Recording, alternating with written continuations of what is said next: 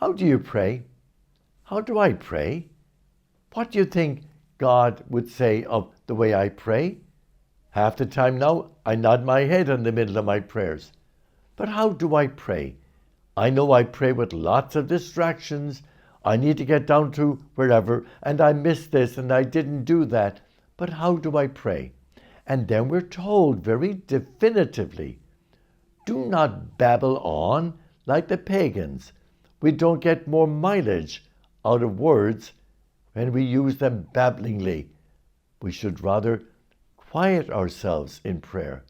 Be intentional as to how we give praise to God. We cannot pray by saying, oh, by the way, I'd like this. No, we must, first of all, thank God in our prayer. Then praise God in our prayer. Then be inclusive in our prayer. So it should not be an expression of selfishness, but rather an expression of trust and love and worship before our God.